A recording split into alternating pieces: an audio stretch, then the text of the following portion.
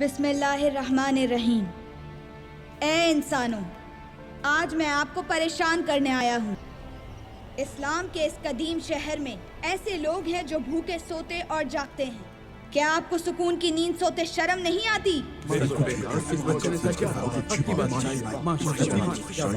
मुसलमानों के शहर में अगर एक भी शख्स भूखा रहे तो पेट भरना और पेट भरकर सोना बड़ा ऐब है।